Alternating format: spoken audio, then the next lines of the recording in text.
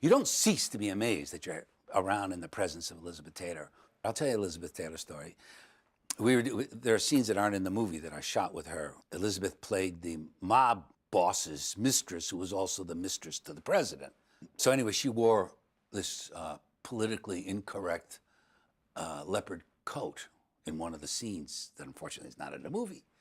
It was a beautiful coat, and she wanted the coat. She said, so I remember in one of these scenes, I was directing her, and Elizabeth Taylor was sitting at a table, and she was writing this note. And there was this flashing fury in her eyes, and I thought, my God, this is amazing. And then as she got up, I said, God, that's fantastic. I can't believe that. Thank you so much, Elizabeth. And she said, here. And then she walked away.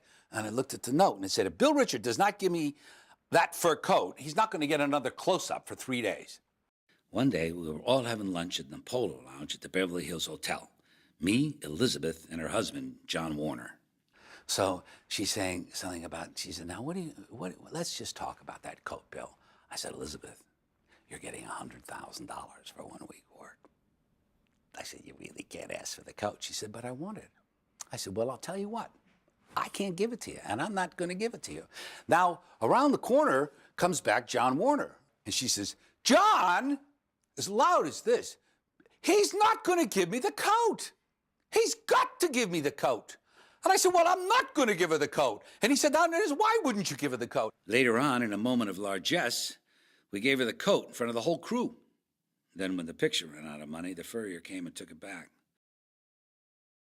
And I realized just at that moment that this is what she did. She, all those, all of her persona stuff was just, a lot of it was play and having fun and having people on. And she enjoyed being who she was. I met Sterling Hayden in the lounge at the Beverly Wilshire Hotel. And just walking in the room, there's a sense, even on a Saturday afternoon, where it's full of executives and they're all getting ready for the weekend and their dinner, and there's a busy bar and there's the maitre d'. And then Sterling Hayden walks in, and he has this long white beard. He's wearing his hat. So now I was sitting there, and the table's like this in the corner, and it was a big round table, and Sterling sat next to me, and he kept saying, he said, I want you to work me really hard. He said, I want every one of these words in the movie. I want all of your words in the movie. Your brother was a miserable, cold-assed, arrogant son of a bitch. When he said, I'm glad to be part of this. He said, I'm sure it's going to be wonderful, Bill. I'm sure it's going to be wonderful. And he said, by the way, he said, do you like cannabis? And I said, well, yeah, actually, I do. I don't mind cannabis. I think it's a healthy herb. He said, oh, I couldn't do without it. And he reaches into a pocket, and he has this, pulls out a meerschaum pipe, and then he takes it and pulls this thing down, and it's like your grandfather's tobacco pouch. And he opens it up, and it's loaded with pot, right? And he takes it out, and he stuffs it in the meerschaum pipe. He takes out this Zippo lighter, and he lights it like this, and he's telling me other stories while he's doing it. Big pipe. Like this, and he said, here you are, Bill. And I said, thank you very much. And even now, I can't believe we did, or he did this, but the two of us with passing this gigantic meerschaum pipe back and forth, and which just totally shows you about society, though. If you do something bold enough and big enough, and they'll let you. They will let you. So here we are, and these huge clouds of smoke, pot drifting all over, and everybody's, it wasn't long, a whole place, and nobody said a word. Then it came time to shoot the scenes on the oil tanker, the TK. I arrived in Santa Barbara at 7 in the morning, and there's this big fog.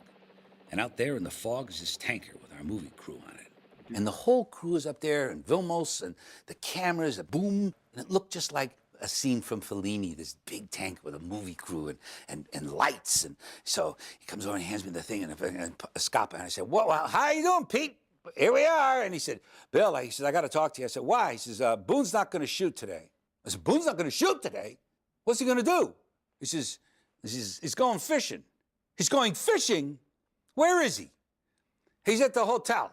So I get to the hotel, and I called up, and I said, how you doing, Richard? And his voice says, oh, Bill, I feel weak as a kitten. I said, oh. I said, well, I mean, we can still get a little acting out of you, don't you think? He said, oh, I hate to do this to you. You're being your first picture. He said, but I got a boat here, and I'm just going to go out and do some fishing. And I says, will you mind if I go along? I said, since you're going, I got nothing to do either. He's, oh, sure. So now Boone comes down and he's got 2 fishing rods. I said, Pete, I'm about to get on the boat. I don't know if I'll lose you or not. I'll get back to you, though, as soon as I can. So now we get there. Next thing you know, we're on this boat. I'm on the boat with Boone, and there's a little refrigerator. It was like a beer. And I said, oh, sure. So now this little boat goes out into the fog, followed by this huge tanker with the film crew on it. And we're just going back and forth. And Boone is telling me stories about Hemingway, and I'm listening. And the boat's moving like this with these huge waves. I never forget it. This little boat. And then behind me, I'm looking out, and there's this huge tanker following behind us. And I said, Boone, what's the problem with your not wanting to shoot today? He said, well, you know, they have that net. He said, there's no way to get onto that boat that you're going out to, but a net. He said, I can't go up in a net. I said, a net? He said, they said they have a net that you're going up in, and I can't go up in a net.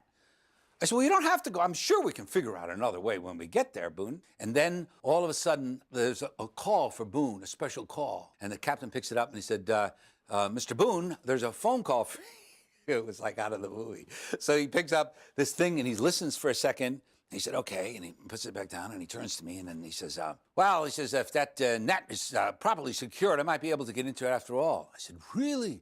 I said, you? Yeah. He said, oh, I might be able to get into it. So now I call up Pete and I said, hey, Pete, it looks like everything is a go here, you know. But it wasn't until later I found out that he got a call from his agent saying his check had cleared. So he was going to go fishing until he got that check.